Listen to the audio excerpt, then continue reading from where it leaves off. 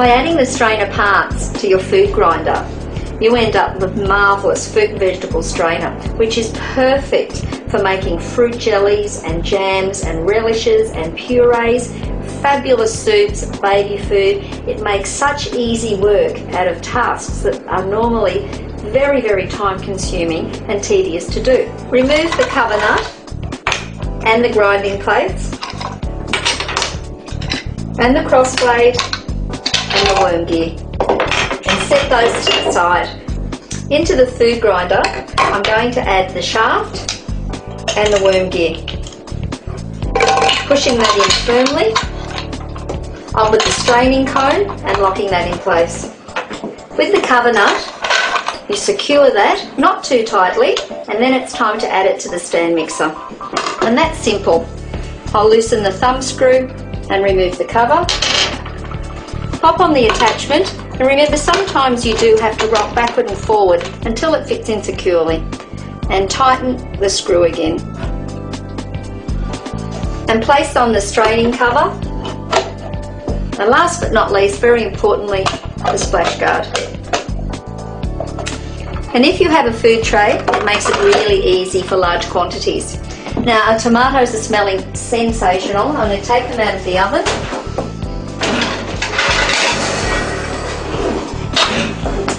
Some fresh, ripe hydroponic tomatoes. We cut them in half, pop them onto the tray with some garlic, rosemary, chilli, olive oil, bit of salt and pepper, and they've roasted until they're just plump and lightly softened.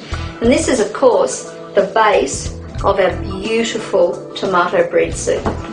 We need a couple of bowls, one to actually collect the beautiful fresh tomato juice or puree, and another to collect the offcuts, so the skin and the seeds and the little calyxes from the top of the tomatoes. As you see, they'll collect in this bowl here.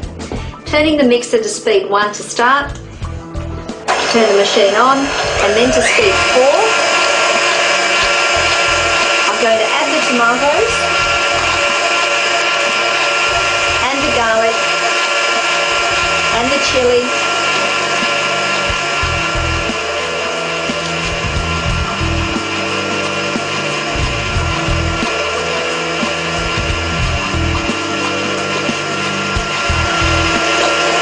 Down into the strainer.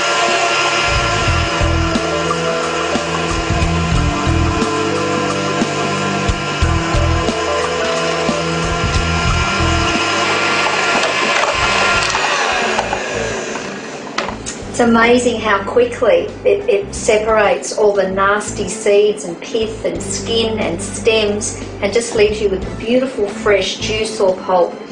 Speaking of stems and skin, if you have thickish stems or skin, say from the tomato, I wouldn't put the thick stem through. You can leave the little fine tops of the tomato. Same with any herbs. The leaf from the rosemary is fine, but I wouldn't do any of the thicker stems. Now that we have the delicious soup or fresh juice, we can go on with the rest of the recipe. And this has been transformed into a delicious roasted tomato bread soup. It begins with some onions, as most things do. So into a pan with some olive oil and the onions, and we're going to cook those until they're softened and fragrant. That takes about 5 or 6 minutes.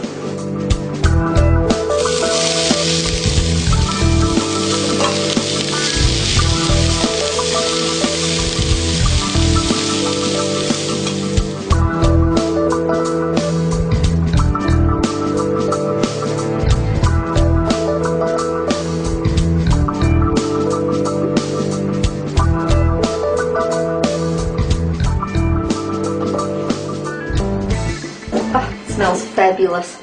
It's a rustic hearty soup and made even better because we've used our homemade bread. Now if you're looking for any of the recipes, remember to visit the special features section on the DVD, scroll down, find recipes, and they're all there for you. This is the crusty white bread and it has a wonderful gutsy texture. All we need is a little salt and pepper. I'm going to ladle some of this into the bowl.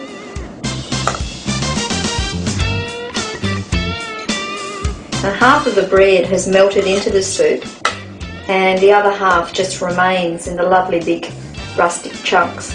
The texture is glorious. A little drizzle of some olive oil just to finish this off.